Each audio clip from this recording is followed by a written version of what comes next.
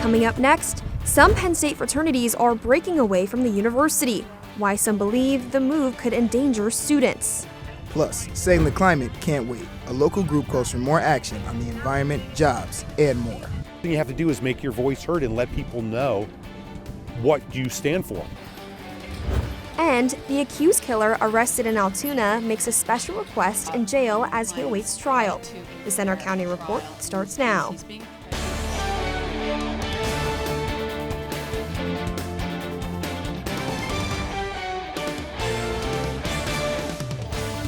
Good afternoon, I'm Mackenzie Bruns. And I'm Derek Stilley. Thanks for joining us for the Center County Report.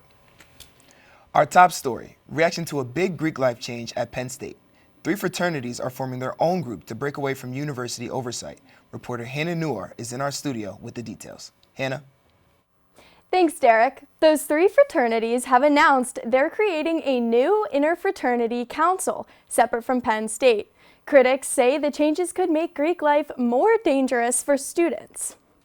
3 fraternities at Penn State have unaffiliated from the university, creating a new Greek life organization called the State College Interfraternity Council, or SCIFC. It's a controversial move that's drawing mixed reaction. The university released a statement saying, "The university finds this move deeply concerning. We strongly discourage any student from affiliating with these unrecognized organizations and urge all students to avoid events hosted by these groups." Critics say the lack of university oversight could be dangerous. It's been 8 years since student Tim Piazza died after a hazing incident at a Penn State frat. Since his death, his parents and Penn State created the Piazza Center for Sorority and Fraternity Research. But why can't we make it safer? Why can't we make it more productive? Why can't we make it a better networking environment? And that's what I hope will come out of this. The 3 breakaway fraternities are Tau Kappa Epsilon, Sigma Chi, and Pi Kappa Alpha. 2 of those were already suspended from the university, and the other went independent.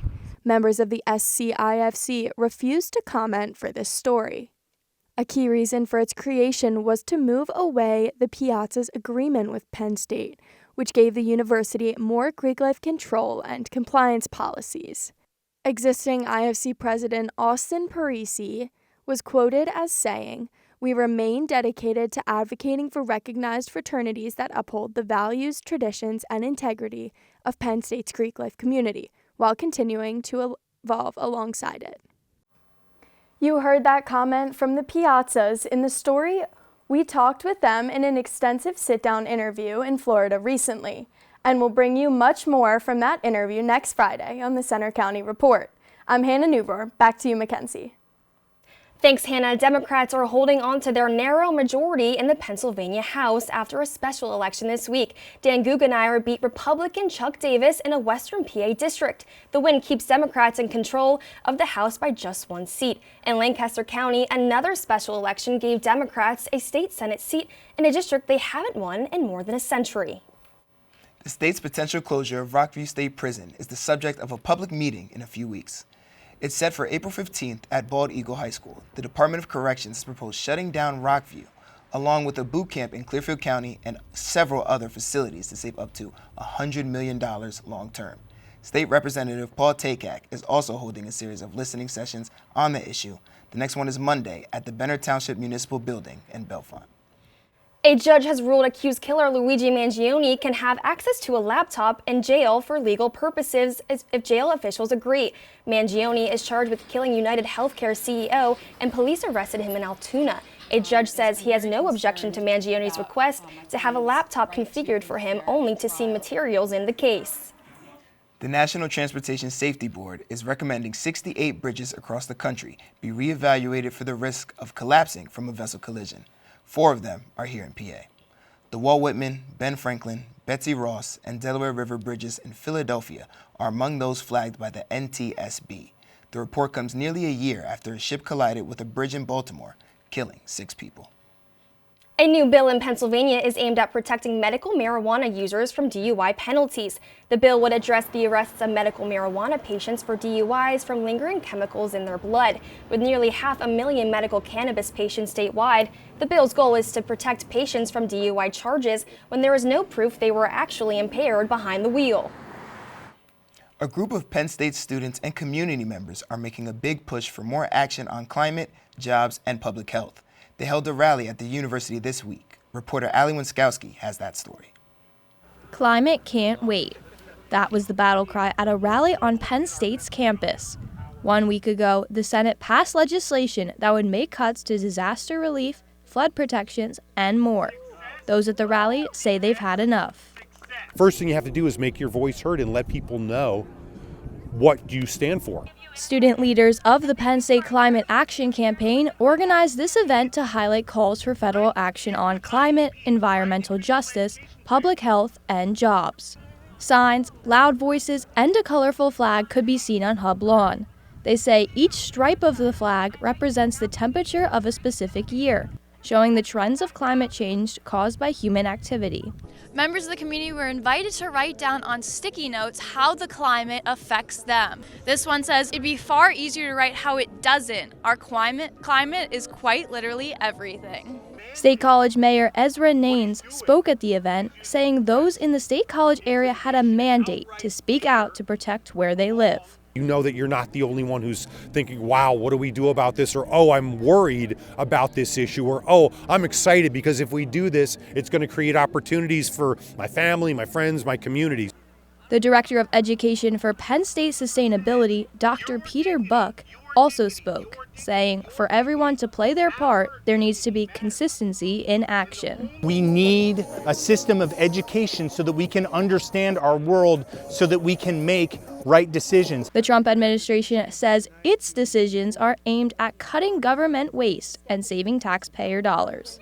In University Park, I'm Ali Winskowski for the Center County Report. Those who attended the rally were encouraged to research candidates in the upcoming primaries and school board elections and what those candidates think about climate change. Penn State has partnered with the state to launch a new effort to help agriculture-based industries. Those who benefit include farmers, nurseries, and more with a focus on plant-based businesses. The Center for Plant Excellence is getting more than $500,000 in funding to start up in Lancaster. The center's goal is to advance research, innovation, and business growth in industries from fruits and vegetables to other crops and nurseries. A big warm-up is on the way this weekend. We have the forecast coming up. And in sports, Penn State football's Pro Day is here. We check in at Haluba Hall. Also coming up, Startup Week at Penn State helps launch students and alumni entrepreneurial dreams. We take a closer look.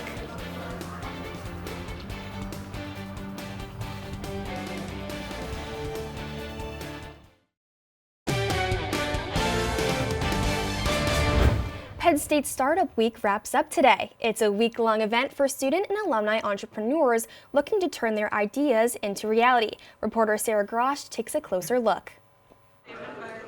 With in-person, virtual, and hybrid events, Startup Week aims to help Penn Staters across the Commonwealth launch their dreams. Bianca Weiskell serves on the Student Executive Committee. You may find her in the College of Agriculture, but her passion lies with entrepreneurship. Her focus is on the student marketplace, the final event of this week's lineup. It allows students to showcase their products for the State College community. There's a whole bunch of different products that people create at Penn State that don't typically get the recognition that they deserve. Events happened at the Eric Barron Innovation Center downtown and other campus locations like the Hub Robson Center. Invent Penn State partnered with the Jared Box Project, a national effort that originated here in State College to give toys to kids in hospitals. I decided to get in on the action and make my own Jared box, and it was so easy and took me less than 5 minutes. All I had to do were pick out the items that I wanted to put in the box, write a card, and decorate the lid. And it's gonna make a child's day. Startup Week is such a goldmine of a resource. Recent grad Justin Lusner returned to State College to host a speaker session. He attended his first Startup Week as a freshman 3 years ago. This week is probably my favorite week of the year. Thanks to Startup Week, Lusner was able to develop his company, Today's Sports, while getting his degree. It just kind of came to me like a little lightning, whatever, the idea just popped into my head. Haley Marie McLean Hill is an entrepreneur in residence with Invent Penn State. Her brand Torch has been featured on Shark Tank. She presented several times this week and held office hours to help mentor students. She's launching her triple threat course on entrepreneurship next month. Building a personal brand, also having a successful business, and then also being able to take care of yourself mentally, physically, and emotionally. While Startup Week ends today, the impact it leaves on students can last a lifetime. In University Park, I'm Sarah Grosh for the Center County Report. The Student Marketplace, the final event of the Startup Week, wraps up today at 4 p.m.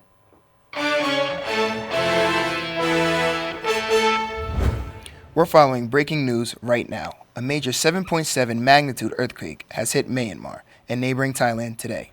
Officially, there are nearly 150 people who died in Bangkok, but dozens were buried when a high-rise under construction collapsed. Thousands are feared to be dead in both countries. The earthquake's epicenter was in Mandalay, Myanmar's second largest city. The full extent of death, injury, and destruction is not clear yet.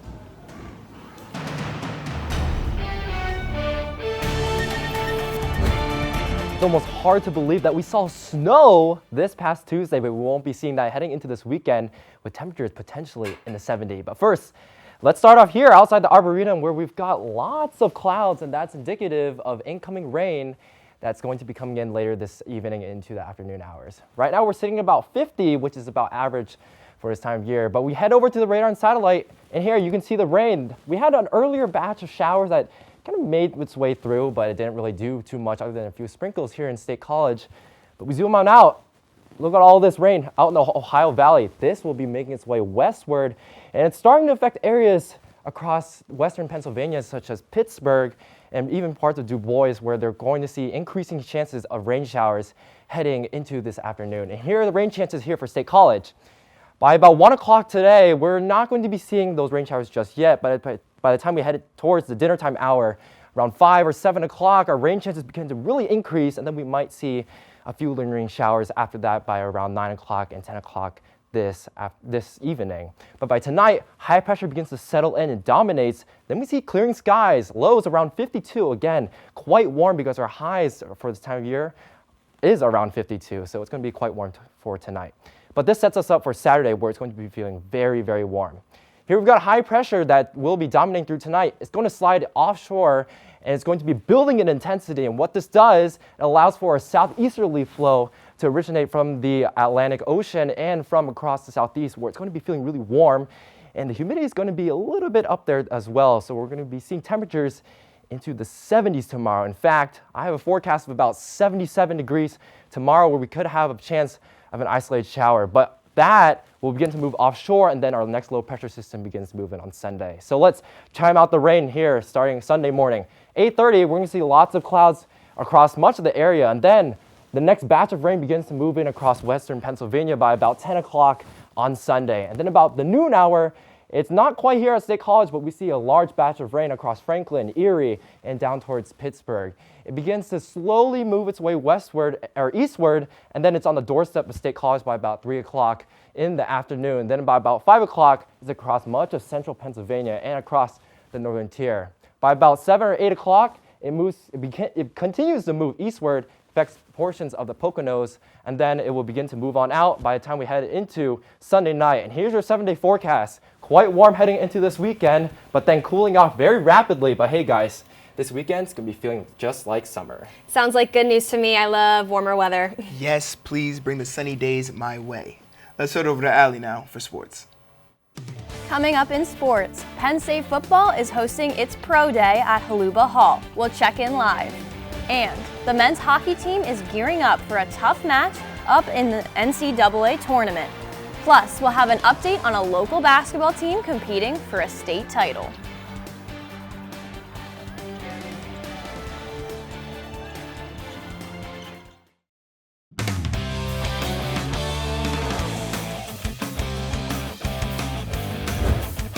I'm Allie Winskowski with sports. Penn State football is hitting the grass for the first time this season. 2 months after the season ended in Miami, spring practice is underway in State College. Late March means spring fever is in the air for spring football. This week marked the first of 15 practices for the Nittany Lions ahead of the blue-white game on April 26th. Part of that is getting our players to understand this is going to be a different season than they're used to.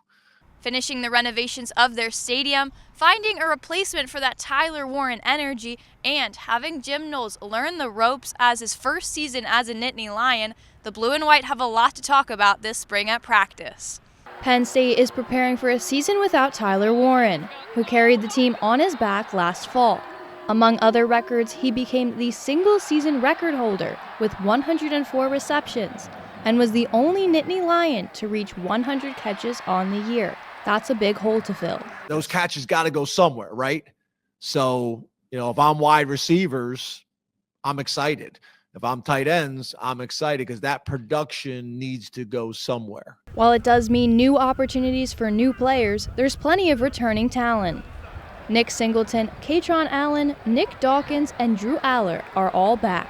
Defensively, Penn State will adjust to a new defensive coordinator. All eyes were on Jim Knowles, hired from Ohio State this offseason.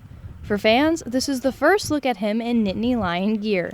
Jim being in the stadium for the first time and calling it from the booth, and those things are important to get those reps and for him to evaluate our staff and for him to evaluate our roster. All 15 of those days are like gold. For the players, it means now is the time to stand out. The wide receivers need to understand they're not just competing with the wide receivers, they're competing with the running backs. Like, who's going to get the touches?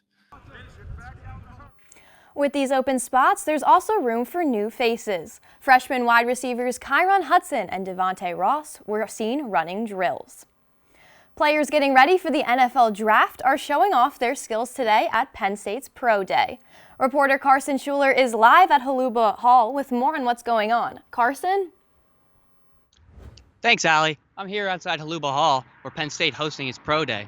Players this morning ran in the 40-yard dash and did the long jump. Among them, KJ Winston and Jalen Kimber were the fastest for Penn State. Winston ran a 4.5 and Kimber a 4.39.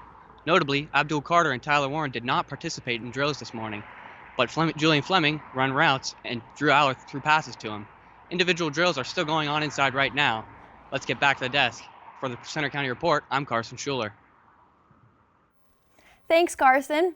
Tonight, all eyes will be on the ice in Allentown as Penn State hockey begins play in the NCAA tournament against Maine. Reporter Owen Gelber has our preview.